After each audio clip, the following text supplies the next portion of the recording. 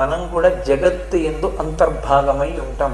జాయతే గచ్చతే ఇది జగత్, వచ్చి వెళ్ళిపోతూ ఉంటుంది. కాబట్టి అలా వచ్చి వెళ్ళిపోయేటటువంటి జగత్తులో అంతర్భాగమైనటువంటి మనం కూడా ఒక నియతి కాల విభాగమునందు కొంతకాలము మాత్రమే ఉండడం సంభవిస్తుంది తప్ప శరీరంతో కాలాతీతంగా ఉండగలిగినటువంటి శక్తి అందరికీ ఉండదు. ఆ అవకాశం ఇవ్వడు పరమేశ్వరుడు.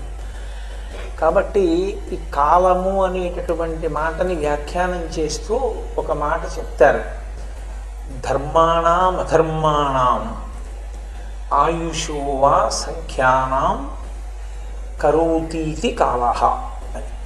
అంటే పరమేశ్వరుడు సమస్త జీవకోటికి ఆయుర్దాయము అని ఇస్తాడు. అంటే కాలమనందు ఇంత భాగము జీవించి ఉంటుంది అని. పుట్టినది ఒక పరిమితి అయితే ఆ శరీరాన్ని విడిచిపెట్టేసేటటువంటిది వేరొక పరిమితి. ఈ రెండు పరిమితుల మధ్యలో ఉన్నది జీవి సంబంధంగా కాల విభాగం. పుట్టిన తేదీ ఏదో ఉంటుంది, శరీరం పడిపోయే తేదీ ఒకటి ఉంటుంది. ఈ రెండిటి మధ్యలో అతను శరీరంతో ఉంటాడు. శరీరంతో ఉన్నప్పటికీ 84 లక్షల జీవరాశుల్లో మిగిలిన జీవరాశులు ఆత్మోన్నతి కొరకు చేసుకోగలిగినటువంటిది ఇది ఉండదు. ఎందుకంటే శాస్త్రమనందు ఒక మాట, వాటికి అసలు స్వర్గలోకము అని ఉచ్చరించేటటువంటి అధికారము కూడా లేదు. అవి ఉన్నతిని పొందాలని కానీ ఉత్తమమైనటువంటి లోకములను పొందడం కానీ అసలు వాటికి అవకాశం ఉన్నటువంటి విషయమే కాదు. ఇక మోక్షం అన్న మాట లేనే లేదు. ఇక ఉన్నతిని పొందగలిగిన వాడెవరు? మనుష్య జీవి ఒక్కడే. ఈ మనుష్య జీవికి ఇచ్చినటువంటి కాలంలో, అంటే పుట్టిన తేదీ దగ్గర నుండి శరీరం పడిపోయే పర్యంతము ఉన్నతిని పొందడానికి ఈశ్వరుడు మూడింటిని ఇస్తాడు. ఈ మూడిటి చేత నీవు ఉన్నతిని పొందు అని. ఏవి అవి మూడు అంటే, మొట్టమొదటిది శాస్త్రము, అదే వేదము కూడా, వేదమే శాస్త్రము. రెండవది గురువు, దాని గురించి చెప్పగలిగినటువంటి వాడు. మూడవది దాని యందు అనురక్తిని కలిగి మనం అలా బ్రతకాలనేటటువంటి బుద్ధి. ఈ మూడు అత్యంత అవసరములు. శాస్త్రము, గురువు, దాని యందు మనకి బాగా నిలబడినటువంటి బుద్ధి. ఈ మూడు దేని యందు ఉన్నాయో, ఈ మూడు ఎక్కడున్నాయో అక్కడ మాత్రమే అభ్యున్నతి తప్ప ఈ మూడిటిలో దేని మీద అనురక్తి లేకపోయినా అంటే శాస్త్రమునందు అనురక్తి ఉంది కానీ చెప్పేవాడు లేడు, అప్పుడు ఆచరణ సాధ్యం కాదు శాస్త్రంలో బోధింపబడినటువంటి విషయం. అలాగే రెండవది ఉంటుంది, గురువు ఉంటాడు కానీ గురువు గారి వలన మనం శాస్త్రాన్ని అందుకోలేకపోయాం. ఆ శాస్త్రం అవగతం కాలేదు, అర్థం కాలేదు. కారణం ఏదైనా కావచ్చు. కొందరికి జ్ఞానేంద్రియాల్లో శ్రవణేంద్రియం ఉండదు. అటువంటి వారు శాస్త్రము గురువు రెండూ ఉన్నా అందుకోవడం సాధ్యం కాదు. శాస్త్రము గురువు అందుబాటులో ఉన్నప్పటికీ దాని యందు అనురక్తి కలిగిన బుద్ధి కొందరికి ఉండదు. కాబట్టి మూడు కూడా ఉంటే అప్పుడు వాడు చేసినటువంటి ధర్మ అధర్మ ఈ రెండు మాటలను లెక్క పెడుతూ ఉంటాడు ఈశ్వరుడు. ఆయుర్దాయం ఇచ్చి పరమేశ్వరుడు లెక్క పెట్టేది ఇది అంటే అది. ఎందుచేత మీరు ఎంత ధర్మాన్ని పట్టుకున్నారు అన్న దాన్ని బట్టి ఉత్తర జన్మలలో ఉన్నతిని ఇవ్వాలి, ఏ దేవతనో చెయ్యాలి, లేకపోతే వచ్చే జన్మలో శాస్త్రం చదువుకోగలిగినటువంటి పరిణతి కలిగినటువంటి కుటుంబంలో జన్మించాలి, అంత మంచి తండ్రి కడుపున బిడ్డగా పుట్టాలి. ఇవి జరగాలి అంటే ఈ జన్మలో చేసుకున్న పుణ్యం ఉండాలి. పుణ్యమన్న మాటని మీరు జాగ్రత్తగా అర్థం చేసుకుంటే ఒకటే, ధర్మమే. ధర్మము అంటే వేదప్రోక్తమై నువ్వు ఇది ఇలా చెయ్యి అని ఈశ్వరుడు చెప్తాడు. భోగం అనుభవించు, కానీ ఈ నియతిని అనుసరించి మాత్రమే భోగం అనుభవించాలి. ఆ నియతి దాటి అనుభవిస్తే అది అధర్మం.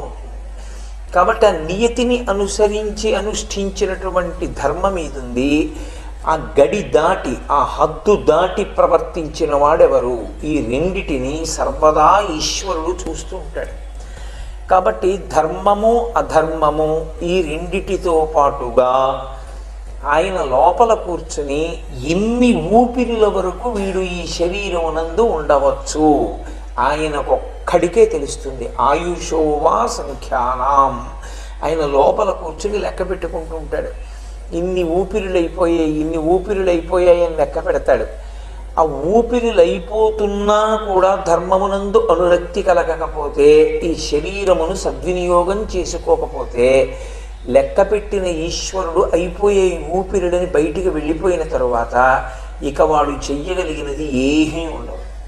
ఇందులో ఆ జీవుడు ఉన్నంతసేపే ఒక రామనామం చెప్పడం, ఓ పరదేవత యొక్క పేరు చెప్పడం, ఓ సేవ చేయడం, ఓ ధార్మికమైన కార్యమును ఆచరించడం. ఒక్కసారి జీవుడు శరీరము నుండి నిర్గమించాడా ఇక చెయ్యగలిగినది ఏం ఉండదు.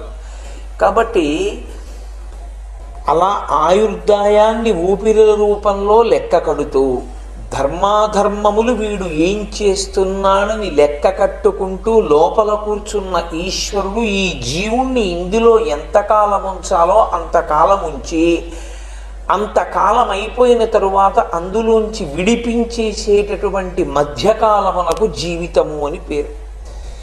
ఒక తేదీ నాడు ఇందులోకి ప్రవేశిస్తాడు. ఇందులోకి ప్రవేశిస్తే సరిపోదు, ఇది అమ్మ కడుపులోంచి బయటికి రావాలి. అమ్మ కడుపులోంచి బయటికి వస్తే సరిపోదు, ఎందుకని అమ్మ కడుపులోంచి బయటికి వస్తూనే నీకు శాస్త్రం ఏం తెలుస్తుంది, బుద్ధి ఏం ఉంటుంది, గురువే ఉంటాడు. ఎక్కడో ఉంటాడు మహానుభావుడు ప్రహ్లాదుడు లాంటి వాడు. కాబట్టి వీటి గురించి నీకు ఒక అవగాహన ఏర్పడవలసి ఉంటుంది. నువ్వు తెలుసుకోవాలి, తెలుసుకున్న దాన్ని అనుష్ఠించాలి. అది మరీ కష్టం. తెలుసుండడం వేరు, తెలుసున్నదాన్ని అనుష్ఠించడం మరీ కష్టం. మీరు ఏ ఆశ్రమంలో ఉన్నారన్నది కాదు, ఆ ఆశ్రమ ధర్మాన్ని మీరు అనుష్ఠించగలిగారా అది చాలా కష్టం. తెలిసి ఉండడం చాలామందికి తెలిసి ఉంటుంది, కానీ తెలిసి ఉన్నదాన్ని అనుష్ఠించగలిగిన వాళ్ళు ఎంతమంది? ఆ అనుష్ఠించినదేదో అది ధర్మం, అనుష్ఠించలేకపోయినది అధర్మం. కాబట్టి ఈ ధర్మాధర్మములను ఈశ్వరుడు లెక్కలోకి తీసుకుంటాడు. తీసుకుని వీడు ఇంత ధర్మానుష్ఠానం చేశాడు, మళ్ళీ పాపం ఇంకొకసారి మనుష్య శరీరం ఇస్తే వీడు మళ్ళీ చాలా ఉన్నతిని పొందుతాడని ఇస్తాడు తప్ప, ఇవాళ మనుష్య శరీరంతో ఉన్నామని శరీరం పడిపోయాక మనుష్య శరీరం వస్తుందనుకుంటే అంతకన్నా అబద్ధం ఇంకోట్లేదు. మీరు కావాలంటే వేదంలో చూడండి, అలా ఎక్కడా లేదు, అలా ఇవ్వరు. ఈ శరీరం పడిపోయిన తర్వాత ధర్మాధర్మ విచారణ చేసి ఈశ్వరుడు ఇస్తాడు శరీరాన్ని. అది కూడా మన మనసే ఎక్కడ నిలబడిందో అక్కడే మళ్ళీ శరీరం. దాని యందు పరమేశ్వరుడు కూడా ఏం బుద్ధి పెట్టుకోడు. కాబట్టి ఈ లెక్క చూసుకుంటాడు ఆయన. ఈ లెక్క చూసి దానిని బట్టి ఉన్నతి నిర్ణయింపబడుతుంది జీవుడికి. ఆ జీవుని యొక్క ఉన్నతిని నిర్ణయించగలిగినటువంటి ఆ జీవనమునకు సంబంధించినటువంటి పరిమితికి కాలము అని పేరు జీవుడి దృష్టిలో. నా మటుకు నాకు కాలం ఎంత అని అడిగారనుకోండి, నా ఆయుర్దాయమే నా కాలము. నా ఆయుర్దాయం ఎంత అని అడిగారనుకోండి, నేను పుట్టిన తేదీ నాకు తెలుసు, నా శరీరం పడిపోయే తేదీ నాకు తెలియదు.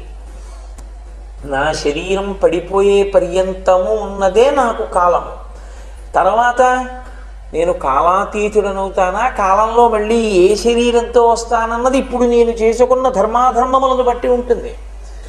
దానికోసం ఆయుర్దాయాన్ని ఒక్క ఊపిరి కూడా ఇక మళ్ళీ ఇమ్మంటే ఇవ్వడు ఈశ్వరుడు.